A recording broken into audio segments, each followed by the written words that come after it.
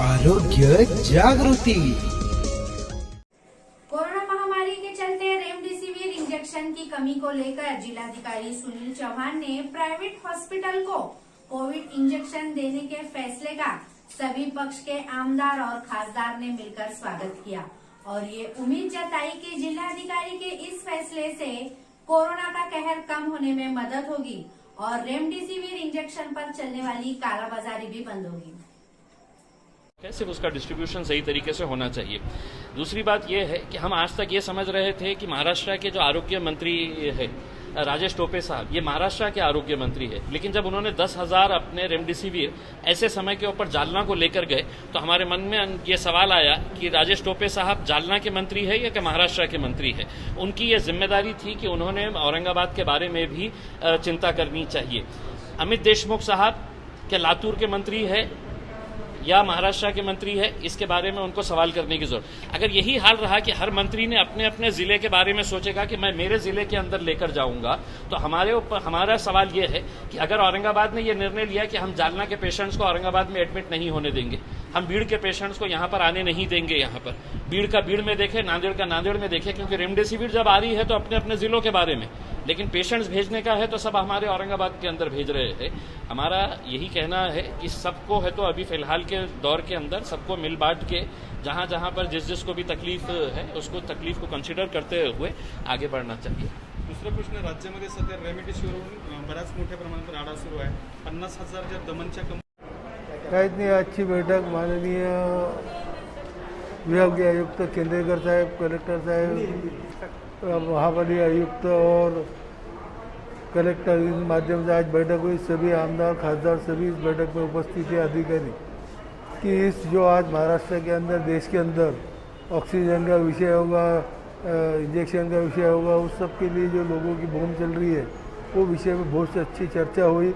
आज भी महाराष्ट्र में ये अपना संभाजीनगर शहर बहुत अच्छा है, आज भी किस चीज़ की कमतरता नहीं है, लेकिन अब नए नए प्लांट लाने उसके लिए जो पैसा लगना है तो सभी आमदारों का जो हमको 1-1 करोड़ निधि दिया उसमें जब उससे पैसे देके जहाँ जहाँ आपको मदद लगी हम 100% करेंगे। और मुझे लगता है कई हॉस्पिटल, प्राइवेट हॉस्पिटल के बारे में कई आमदार सिरसाट साहब हो गए, 1-2-3 आमदारों ने ऑब्जेक्शन दिया था कि बराबर है कि आज वहाँ 4 लाख और 5 लाख बिल कैसा हो रहा है, कि जब वहाँ पे वो बताने के ऊपर अंबादास राव जी ने भी कहा, उसके लिए उन्होंने कहा कि सभी हॉस्पिटल का ऑडिट किया जाएगा, किसी भी गरीब को तकलीफ नहीं होगी, इस तरह से किया जाएगा, ऐसा अपने विभागीय आयुक्त केंद्रेकर साहब उन्होंने कहा है।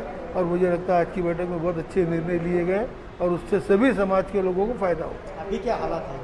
अभी हालात ठीक है। अभी सभी अपने पास जो चीज़ होना चाहिए वो अभी ऑलरेडी है, यानी दूसरे जिलों जैसी परिस्थिति आज संभाजीनगर की नहीं है। बट जैसा कि प्राइवेट हॉस्पिटल को उन्होंने इंस्टॉल करने के लिए बोला है, हमारी ये है मांग कि घाटी हो गया, मेल्ट्रॉन हो गया, सिविल हॉस्पिटल हो गया, इधर अपना खुद को ऑक्सीजन बनाने का, जिसके लिए मंजूरी पिछले 8 महीने पहले मिली थी, उसके बावजूद सरकार ने इसमें कुछ भी काम किया नहीं है।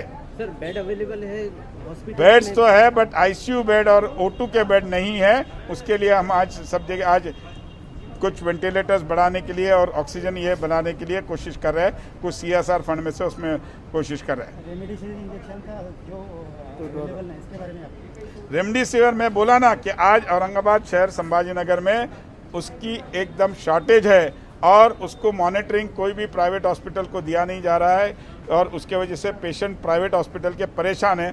वो डॉक्टर उनको प्रिस्क्रिप्शन लिख के देता है और बाजार में वो अवेलेबल नहीं है। इसके लिए गवर्नमेंट ने कुछ ना कुछ मॉनिटरिंग करना चाहिए, एक आदमी इंचार्ज करके उसके माध्यम से ये करना चाहिए। जालना में क्या हुआ है? जालना में 10,000 ये ऑलरेडी रेमडेसिविर वहाँ पे एक डीलर के पास आए हुए हैं। ठीक है।